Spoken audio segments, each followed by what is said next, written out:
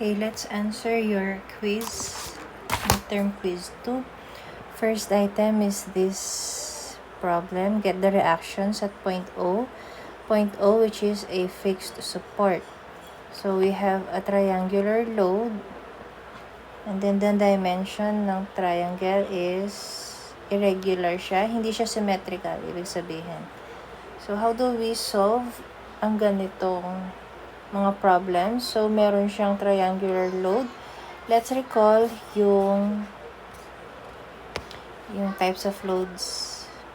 So meron tayong mga concentrated load or individual forces.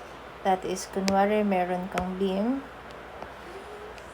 Kunwari simply supported, may pin, may roller on horizontal surface. So, concentrated loads, example of those are yung individual force natin na meron kang arrow and then, kunwari 10 kilonewton or sometimes tatawagin na vertical naman P or X or T or kung ano-ano mang variable. So, those are the concentrated loads. Vertical or mga naka-inclined. So, number 2, distributed loads or yung mga line loads. So, these loads, they act in one line. Ibig sabihin, yan yung mga rectangular, triangular, or trapezoidal na loads. So, example ng rectangular is may ganyan ka. So, pag ibig sabihin ng rectangular ang load mo, meron kang loads na 5 kilonewton per meter. So, ibig sabihin, itong rectangle na to, continuous na na-distribute dito yung 5 kilonewton. Kunwari, this is 0.5 meters. So, sa 0.5 meters na to, naka-distribute along the length na buo na to is may 5 kilonewton. Sa kada point ng 0.5 meters na distance, may mga 5 kilonewton na load. Ibig sabihin, group of loads ito. Or yung lesson natin na system of forces to. Okay? So, next, what if triangular load? Di triangular ang shape niya. Kunwari, ganyan. Triangle. So, meron kang 4 kilonewton per meter dun sa apex niya. So, yung apex, 4 kilonewton per meter. So, dito sa point na to, mga 0 yan. Syempre, kasi nga, ayan o, 0 siya. Triangular nga kasi. So, say, ang distance nito to the apex is 1 meter. Ito naman is 0.5 meters. Ganun, no? So, dito sa 1 meter na to, from this starting point na 1 meter, 0 kilonewton per meter. Pero, 1 meter at 1 meter sa distance na to sa apex, 4 kilonewton meter ka. So, ibig sabihin, varying ang load na to. Okay? Kung dito, sa rectangular, constant na 5 meter kasi makikita nyo flat o rectangular nga. So, continuous equal na puro 5 kilonewton. Yan. Pero dito, varying siya. Sa starting point na to, it's 0. Pero dito sa apex, it's 4 kilonewton per meter. Kaya sometimes, ang triangular load, tinatawag siyang uniform varying load siya. Varying load. Okay? So, next naman, yung trapezoidal. So, example tayo ng trapezoidal. Magbubura muna ako. Alisin muna natin to. So, paano yung trapezoidal? Di trapezoid yung shape ng ating load. Dito, dito, starting point niya, 5 kilonewton per meter. Pero tumaas siya, triangular. And dito, it's 8 kilonewton meter. per meter. So, ito yung trapezoidal. Ang trapezoidal, mahirap na medyo complicated. Pero pwede mo siyang padaliin by cutting it into rectangle and isang triangle. So, dito, ang magandang cut niyan. So, meron kang area 1 na triangle and then may area 2 ka na rectangle. So, for your area 1, ang height niyan is hindi 5 kilonewton per meter. No, ang height na nito is 8 minus 5. So, ang height nito is 3 kilonewton per meter. Then, pag isosolve mo si rectangular, ang height ng rectangular mo is ito na, 5 kilonewton per meter. So, mga pressure or stress load, they act on an area. Next time natin pag-usapan to para hindi lang nakakalito. Focus muna tayo dun sa concentrated and mga distributed or line loads. So, kung may mga ganyan kang loads, yung distributed and line loads, sabi nga natin, system of forces yan, di ba? So, anong ginagawa natin sa system of forces? Sinisimplify natin sila into resultant, di ba? Kapag may system of forces, i-resultant mo para ma-analyze mo siya in a simple way na lang. That's why we need yung resultant niya. That's why kinukuha natin yung resultant niya and yung line of action niya. So, kapag may distributed load ka, you need yung resultant and yung sabihin na lang natin point of action or location niya. location ng resultant. So, ito yung dalawa nating kailangan. So, kung meron kang rectangular load, paano mo kukunin yung resultant niya? Kunwari, meron tayong beam. Dito ko na lang ilalagay. Ito yung beam natin. Simply supported. So, may hinge. Simply supported means hinge and roller. Yung basic lang. Horizontal surface. So, meron tayong rectangular load. Say, 1 kilonewton per meter. 1 kilonewton per meter siya. And then, ang length ng rectangular load na to is 2 meters na lang. So, sa buong 2 meters pa, naka-distribute itong 1 kilonewton per meter. So, now, we need to get the resultant.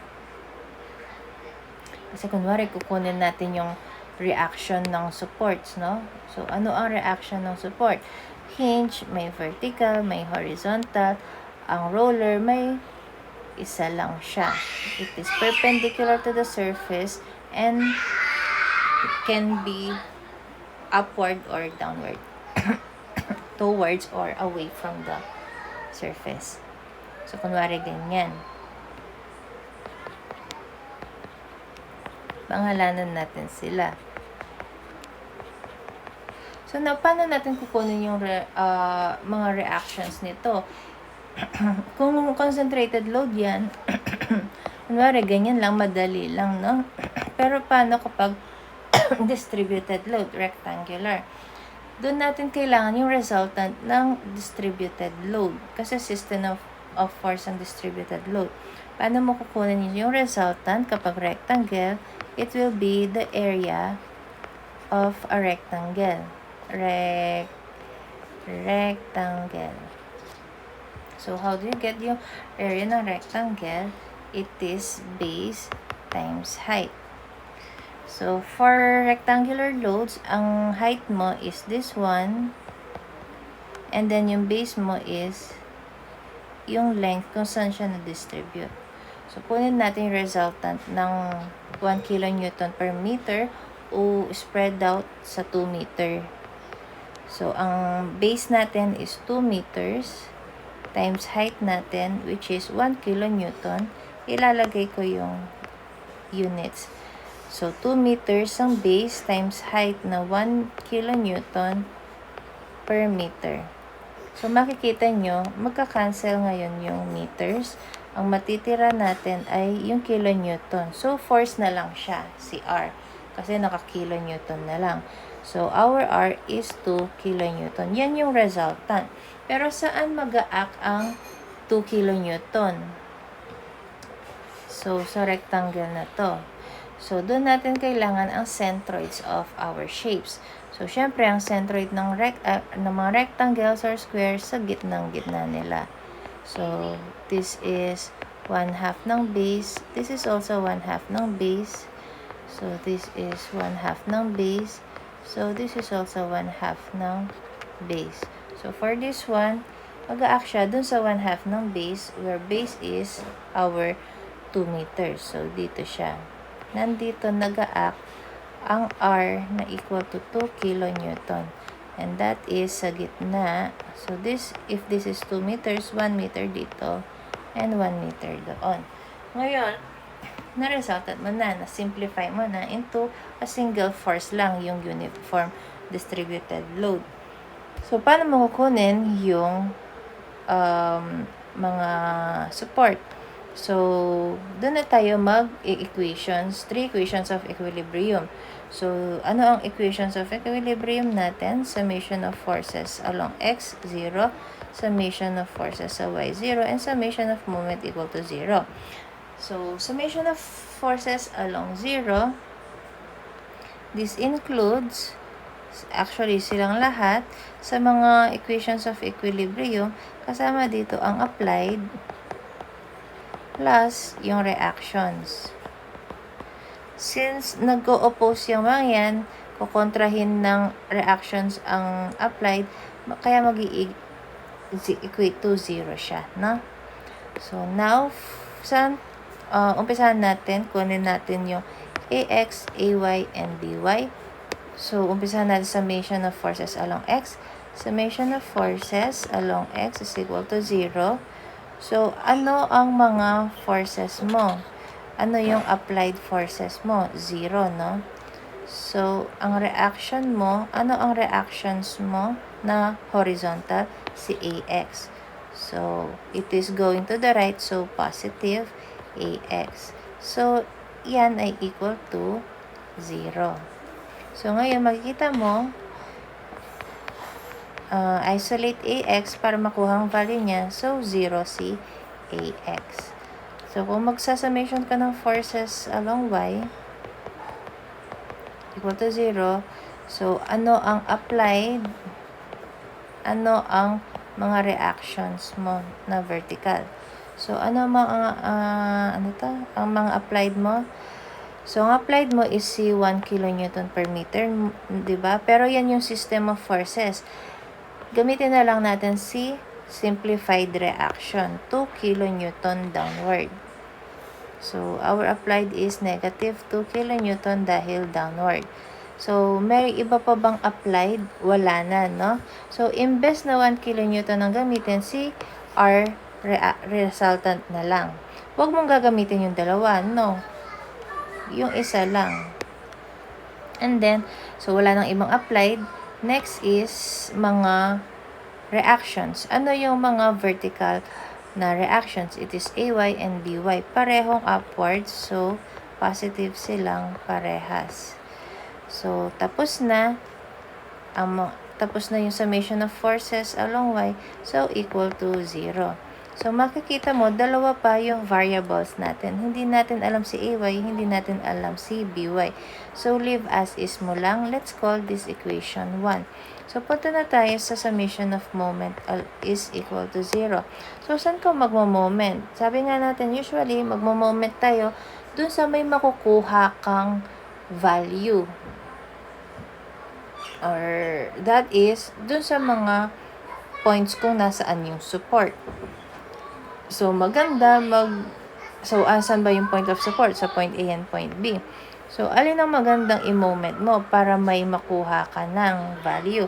Doon ka mag-moment sa A. Kasi dalawang forces ang mawawala agad.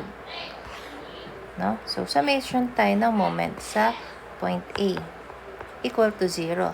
So, kung magsasummation tayo ng moment sa point A, dito, ano yung mga forces na magkakos ng moment? Siyempre, si R2 and si BY.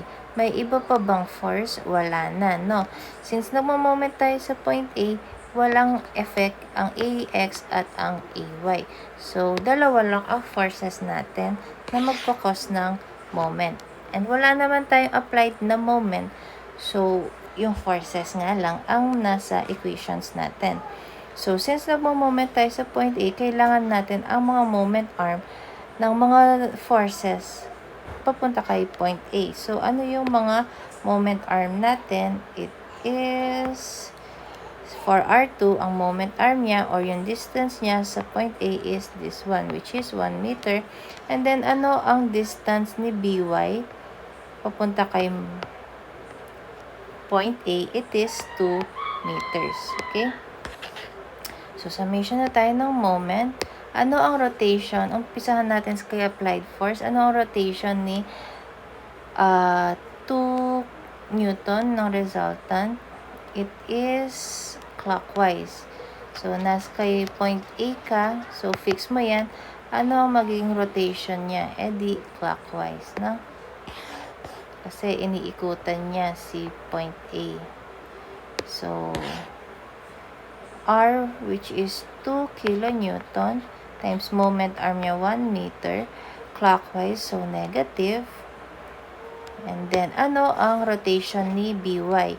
So, since nandito tayo kay point A, naka-fix ang point A, kapag mag-a-act si BY, it is counterclockwise at ang moment arm niya is 2 meters. So, positive si BY kasi counterclockwise. So, wala nang ibang mag-cause ng moment. So, tapos na yung summation of moment natin, equal to 0 na tayo. Ito lang ang ating variable. So, let's isolate BY para makuha natin ang value niya. So, that will be, lilipat natin doon. So, magiging positive na siya doon. And then, 2 kilonewton times 1 meter. So, 2 kilonewton lang din. So, divide by 2. So, BY is 1 kilonewton.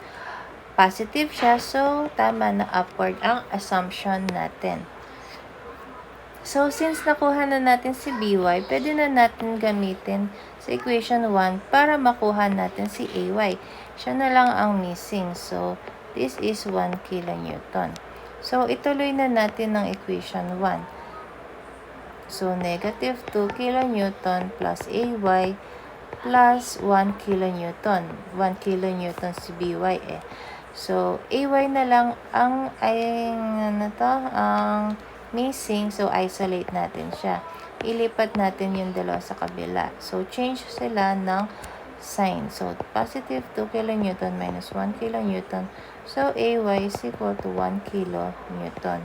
Upward siya. Since positive, hindi nag-negative ang answer natin. So, nakuha na natin yung tatlong reactions. AY is 1 kilonewton, BY is 1 kilonewton, and AX is 0. Yun ang kahalagahan ng resultant at nung location. Okay? So, ganoon kapag rectangular. Anong gagawin kapag wait lang. Anong gagawin kapag triangular?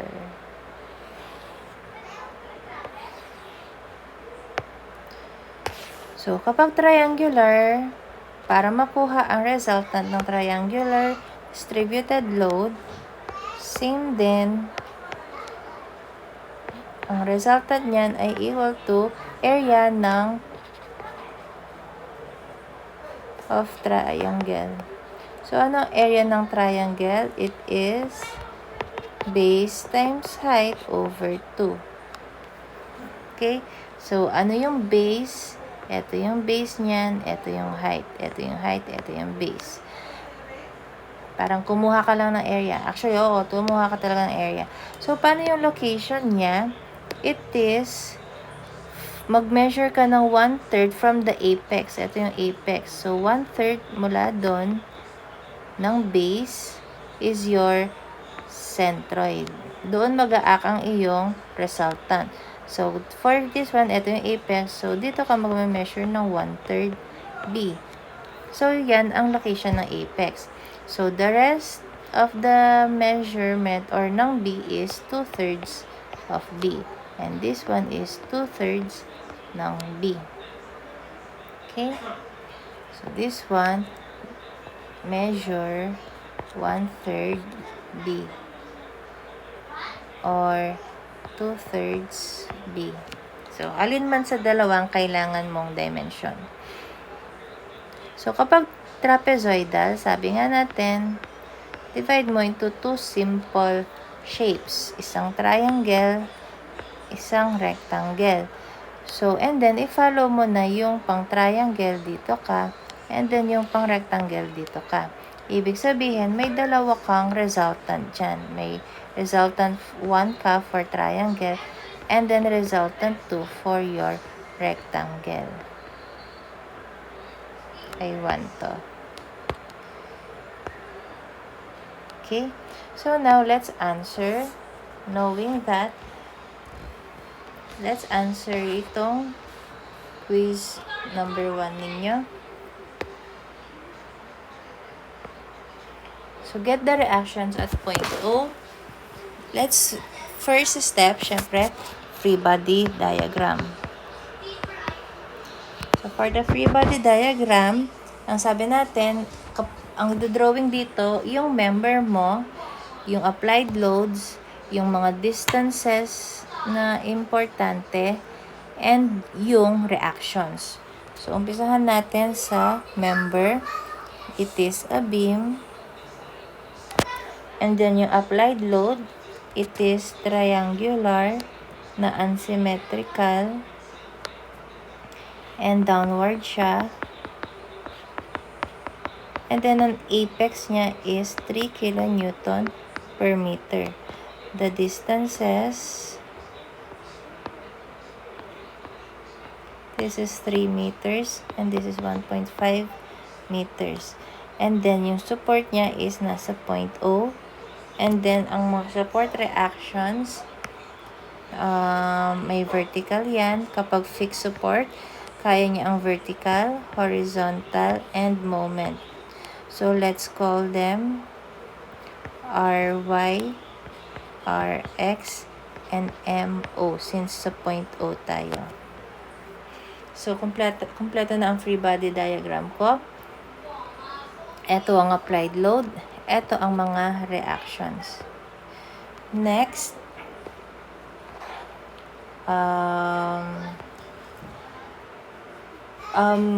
since bago lang tayo or nag-statics, medyo baka maninibago pa kayo, pwede nyong unahin muna yung reactions. I mean, yung resultant. Kung gusto nyo unahin, kunin muna yung resultant na to para hindi nyo na papansinin yung triangle load. Pero kapag sanay na, dire-diretso na lang siya sa equations. Medyo nakakatagal kasi kapag masasanay ka na result, hiwalay mo yung computation mo ng resultant, tapos gagawa ka pa ng equation mo. So, yung 3 equations. So, try muna natin yung dire-diretsong 3 equations of equilibrium. Malay nyo, mas madalian kayo doon. So, let's write the 3 equations of equilibrium. Umpisahan natin sa summation of forces along x equals 0. So, sabi nga natin dito, may applied ka and then may reactions. So, equal yan sa 0. So, ano yung applied forces natin? Yung triangular na 3 kilonewton. But since unsymmetrical sila, i-divide natin sila into area 1 and area 2. So, this is area 1 and area 2. Kasi nga pala, dito, as you can see, dapat right triangles. No? Dapat right triangles. Dapat may isang apex ka dito, isang side ay apex, yung isa ay 0. So, dapat right triangle ang triangles mo. Kung hindi siya right triangle, kunin mo yung magiging right triangle siya. I-convert mo or hatiin mo siya dun sa magiging right triangle. Like this one, hinati ko sila. So, may triangle 1 na ko. So, right triangle yon. And then, triangle 2 is also a right triangle. So, so nakahati sa dalawa yung applied loads ko, no? So, magiging, kukunin ko niyan yung resultant ng triangle 1. Teka. So, kukunin ko, tatawagin ko itong R1, and then meron ding resultant si triangle 2 ko. Okay? And then, may moment arm. Let's call it D1. May moment arm ang triangle 1. May moment arm din yung triangle 2 ko. Ay, magulo. Dito ko na lang ilagay. Saglit. Ayusin ko lang. This is R1. And then, may distance din si R2 ko. Okay? So, let's write the equation. So, applied is yung R1 times D1. Ano magiging rotation nila? It will be, okay, si R1 clockwise, si R2 clockwise din yan. Kasi niro-rotate nila, umiikot sila sa point O. Okay, so I will write negative, and then negative din si R2, ang moment arm niya is D2. So, may ibang forces ba tayo? Wala na, na? So, next, yung reactions. Ay, shucks. Summation of forces along X pala to. So, nagsasummation ako. Ay, nagmo-moment ako. Oh my God. Nagmo-moment ako. So, summation of moment. Inuna ko yung summation of moment. Ito na lang palitan natin. Nagsasummation ako ng moment sa point O. Okay? So, ayan. Summation of moment at point O. Ito yung mga applied. So, ito yung force times distance ko. Yung R1 times its distance 1. Then, R2 times distance 2. And then, ang kanilang rotation is clockwise. Kaya negative silang dalawa. So, meron pa bang applied force? Wala na. And then, next is, yung sa mga reactions ko, ano yung moment? Or nagkakos ng moment na reaction. Since nagmo-moment ako sa point O, ibig sabihin, walang moment na magagawa ang mga reactions ko dahil nasa point O sila. Pero yung moment O ko, this one, may effect yan kasi moment siya. So, ano ang kanyang rotation? It's counterclockwise. So, kasali yan sa equations dahil moment siya. So, it is positive clockwise. Counterclockwise kasi siya, MO. Does it need a distance? No, dahil moment na yan talaga. So, wala nang ibang reaction. So, equal to 0. So, this is your equation. Equation, summation of moment equal to 0. So, fill up natin. Ang unknown natin dyan is si moment O natin, yung reaction. Siya yung hinahanap, diba? So, let's fill up. Ano si R1, ano si D1, ano si R2, ano si D2. So, let's find R1. How do you get R1? R1 is the resultant of triangle 1. So, kukunin lang natin yung area ng triangle 1. So, let's first define ano ba yung base and height niya. So, ang base ng triangle 1 is 3 meters. Ang height ng triangle 1 is 3 kilonewton per meter din. So, yan ang base and height. So, let's multiply base 1 times height 1 divided by 2 since triangle yan. Yan na yung resultant mo. So, 3 times 3 divided by 2. How much is that? 9 divided by 2, 4.5 kilonewton. Okay? That is R1. And then what is my D1?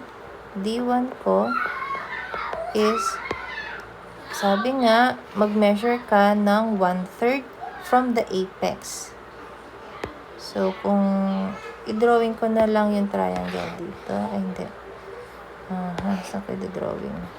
So, considering only triangle 1, no? Magdodrawing ako dito. Kasi medyo magulo na yung beam natin. Ito yung beam.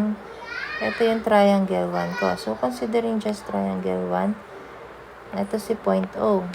So, I need yung distance 1 ko. That is yung centroid mula, the measurement, the distance of the centroid ng triangle 1 ko to point O. Ito. So, paano ko makukuha yan? Ito yung 2/3 of the base. Kasi, diba, from the apex, ito yung apex, the centroid is 1/3 ng base. So, from the apex, ito yung 1/3. So, the rest of the measurement is 2/3 B. So, alin ang distance ko from point O? Is it 1/3 B or 2/3 B? Siyempre, ito yung kailangan ko, yung moment arm. Nandito, yung R1 ko, resultant ng triangle 1, and ito yung distance niya, moment arm na kailangan ko, 2 point O. This is 2/3 B. Okay? So, ilagay natin 2/3 of B. B1. Kasi triangle 1. So, this will be 2/3 of 3 meters. And that is 2 meters. So, nakuha na natin si R1 and D1. Kunin naman natin si R1 and R2 and D2. So, the same lang to. This is B2 times H2 over 2. Ito ang resultant ng triangle 2. But what is B2 and H2? Let's check. So, base 2 is 1.5 and then height ng triangle 2 is still 3 kilonewton per meter. So, this is 1.5 meters. Height is 3 kilonewton per meter.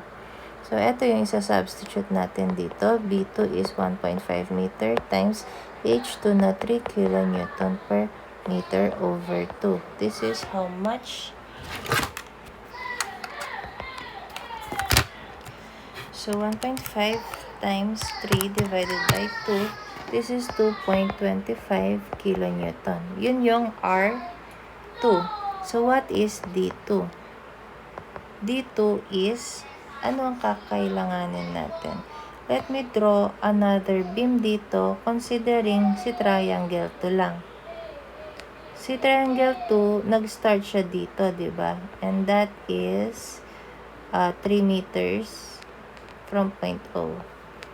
Dito pa lang nag-start yung triangle 2 natin. So, dito syempre natin siya ilalagay pa rin. Huwag ko nang ilagay yung arrow. So, ano ang base niya? Ano yung length, ng spread out length ng triangle 2? It is 1.5 meters. Ano ang height niya? It is still 3 kilonewton per meter. So, nakuha na natin si R2. Ito, nandito si R2, no? So, ano ang distance niya? 2.0 moment arm niya. Ito yung kailangan natin. So, alam natin ito. This is 3 meters up to this point. So, what is this distance? Ito pa. Diba? Sabi natin, from the apex up to the centroid, this is 1/3 ng B2. Kasi triangle 2. So, this is 1/3 ng 1.5. Uy, ayaw magsulat. Uy, ayaw na. No, 1.5. So, that is 0.5 meters. So, this is 0.5 meters. So, para sa total D2 or distance 2 ng R2 from point O, it should be 3 meters plus 0.5. So, this is 3 meters plus 0.5, 3.5 meters. So, let me write that it is 3 meters plus 1/3 of B2. So, that is 3 meters plus 0.5 plus. So, this is 3.5 meters. So, substitute natin ang mga values na to dito sa general equation ng movement. So, negative R1. Our R1 is 4.5 kilonewton times D1 ng 2 meters minus our R2 is 2.25 kilonewton. Distance niya is 3.5 meters. Sa baba ko na lang ilalagay continuation. MO is equal to 0. So, ang missing na lang natin is MO. So, isolate natin si MO. So, that is by ililipat natin sa other side of equation itong dalawa. So, magiging positive na sila doon. So, may iwan na si MO. So, 4.5 kilonewton times 2 meters plus 2.25 kilonewton times 3.5 meters. So, our answer will be ano ba to? This is 9 kilonewton meter plus this is 7.875 kilonewton meter. So, this is total 16.875 kilonewton meter. So, hindi siya nag-negative. Ibig sabihin, tama yung assumption natin where our assumption is counterclockwise siya. So, tama na counterclockwise siya. That is our MO. So, next, ano ang ating RX? Ito na talaga. Dito tayo magsa-summation of forces along X. Summation along X equal to 0. So, meron tayong applied, meron tayong reaction equal to 0. Yan. Pag nagkontrahan. That's what our equation means, no? So, ano yung mga applied na horizontal? Wala. Ano yung mga reactions na horizontal? CRX, and it's going to the right. So, positive. So, Rx is equal to 0. And then, next, summation of forces along Y. Summation of forces along Y equal to 0. So, ano ang mga applied? Ano ang mga reaction? Pag nagkontrahan yan, equal to 0. So, ano ang mga applied na vertical? Gamitin na lang natin si R1 and R2. Since ito yung simplified ng triangle na mga triangle loads, diba? So, R1 and R2 are downwards. So, R1 is 4.5, R2 is 2.25. So, negative. Ano si R1 kasi? 4.5 kilonewton. Then, negative din si R2 na 2.25 kilonewton. And then, ano ang reaction natin? Wala nang applied loads, no? Yung dalawa. So, sa reaction naman, ano yung vertical reaction? So, isa lang. Si RY lang. And it's upward. That's why it's positive. So, wala nang ibang reaction na vertical. So, equal to 0. So, si RY lang ang ating variable. Siya ang missing. Solvable naman. So, isolate mo lang siya. Lipat mo to. So, magiging positive sila, 4.5 plus 2.25. So, our Ry is equal to 6.75 kilonewton. So, nag-positive siya. So, ibig sabihin, tama yung assumption natin na upward siya. Okay? So, nakuha na natin yung tatlong reactions in our moment. Okay. And tama yung mga assumptions nila. So, for number 2, mas madali, no? Pero kailangan, naiintindihan mo, nasan yung moment arm dito. Madali lang siya kasi concentrated loads lang, no? Wala kang kailangan na, wala kang kailangan na resultant. Pero kailangan, naiintindihan mo ano yung directions ng reactions And yung mga perpendicular distances or yung mga moment arm ng mga forces. Applied load man yan or reaction force man yan. So, kunin natin yung mga reactions ng support. So, eto yung supports natin. Ano ang reactions na ibibigay ng point C? So, since it's hinged, dalawa yan. May vertical and horizontal. So, let's say upward C, vertical, and let's call it CY. And then yung horizontal, let's say it's going to the left. Let's going to the left and let's call it CX. Let's call this CX. No? Wala yung gloves ko, kaya medyo... Saan ba yung gloves ko? Anyway, and then kay point D, ano ang reaction natin? Makikita nyo may bilog-bilog, no? So, that means roller yan. So, kapag roller, it can provide one reaction and that reaction is perpendicular to your surface. So, kung ito drawing natin siya, dapat perpendicular siya sa surface. So, ito yung surface mo, vertical siya. So, ang perpendicular dyan is ganyan. So, our roller has a horizontal reactions kasi ang surface ay vertical. So, horizontal, C reaction. And then, is it towards the surface or away from the surface? We can assume. Let's assume that it's away from the surface na. Going to the right. Let's call it dx. Okay? Ito yung mga missing natin, yung tatlo. So, 3 unknowns, 3 equations of equilibrium. This is solvable. Okay. So, sabi nga natin, madaling, kapag ganyan, mga situations na ganyan, madaling mag-start sa moment, summation of moment. Doon ka usually may makukuha na agad na unknown. So, saan ka magsa-summation ng moment? We usually do that sa mga support. So, it's either C or D.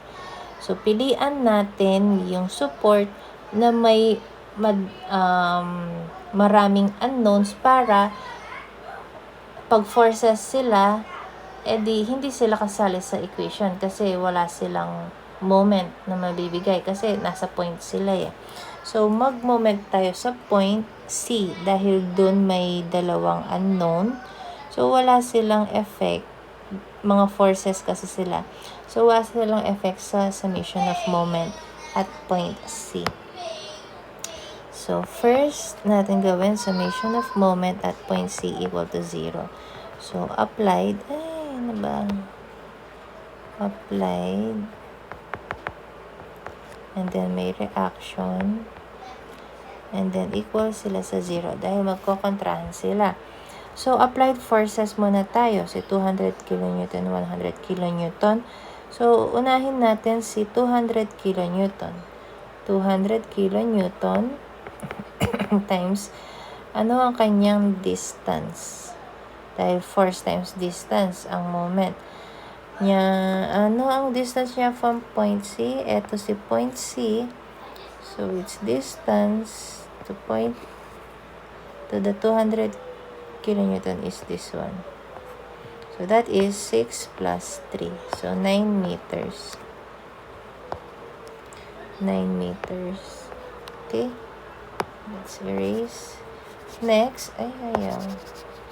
Next na load or applied load is si 100 kilonewton. Ay, teka, wala tayong sign. Ano ang sign ni 200 kilonewton? Dito tayo nag-fix point. Ito yung moment point natin. So, fix ito. So, kung magro-rotate yan, pag ganyan. So, counterclockwise, positive si 200 kilonewton. And then, malamang, counterclockwise din 100. So, positive din siya. So, ano ang moment arm niya? So, from point C. Ito si point C. So, ano ang distance na to? Perpendicular distance. It is 3 meters. 3 meters. ang perpendicular distance. So, okay na yung applied. Next is reaction. Anong reaction ang magkakause ng moment sa point C? Siyempre, hindi magkakause ito, hindi magkakause yun kasi nasa point C sila. So, si dx lang among the reactions. So, kung point C is fixed, ito, ano ang, counterclockwise din si dx. So, positive dx, ano ang kanyang moment arm? This is, since horizontal si dx, ito ang kanyang perpendicular distance from point C. Ito ang distance niya.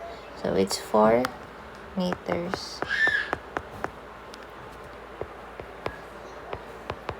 So, wala na, equal to 0.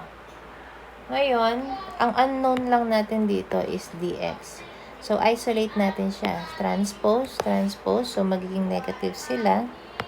So, our dx times 4 meters is equal to negative 200. Huwag ko na ilagay yung unit na 3 meters. And then, divide sa 4. Mag-isa na lang si dx. So, how much is this one? So, nasa na? So, it's negative 200 times 9 meters minus 100 times 3 over 4 meters. It's negative 525 kilonewton. So, nag-negative, no? Ibig sabihin, mali ang assumption natin na direction ni dx. So, imbes na going to the right, it should be to the left. So, 525 kilonewton to the left. So, nakuha natin si dx. So, ano ang next equation? Summation tayo ng forces along x. So, applied. And then, reaction. Magkokontrahan yan. Kaya, equal to 0. So, ano ang mga applied forces na horizontal? Wala. Kasi, ang applied forces natin, ito lang. Parehas vertical. So, walang applied. Then, reaction na horizontal. Meron tayong cx and dx. But this time, apply mo na yung correct na direction ni dx. So, for dx, it's going to the left. So, negative dx. And then, going to...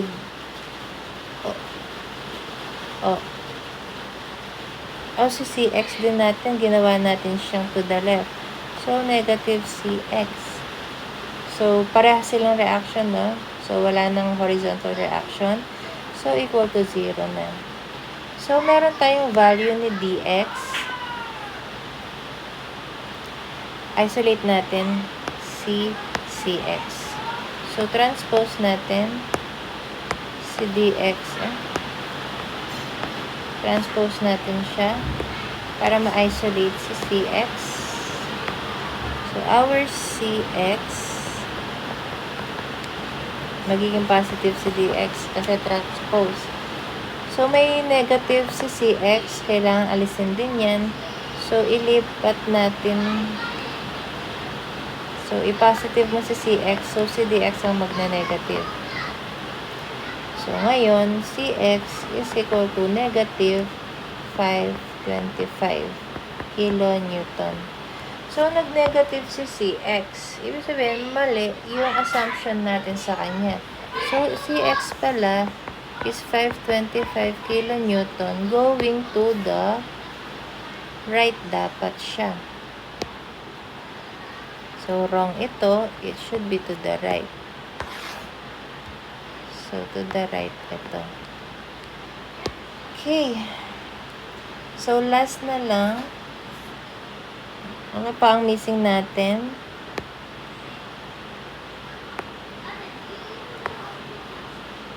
Ito na. So, cy na lang ang missing. You can get cy by summation of forces along y, or yung vertical. So, applied, and then reaction, equals sa 0 yan dahil magkokontrahan sila. Ano ang mga vertical applied? Yung dalawang 200, yung dalawang forces, 200 at 100. Parehas downward, so negative 200 kilonewton. Negative 100 kilonewton. Yun ang mga applied forces. Ano yung reaction natin na vertical? Isa lang, si CY. And it's upward. So, positive CY. So, wala nang ibang reaction na vertical, so equal to 0. So, CY lang ang ating missing or unknown. So, isolate by transposing yung dalawa. So, mag-iiba sila ng sign. So, naiwan si CY, 200 plus 300. 200 plus 100.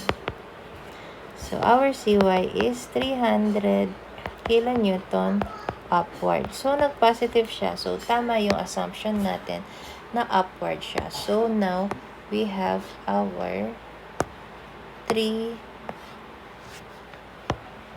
reactions na. Okay?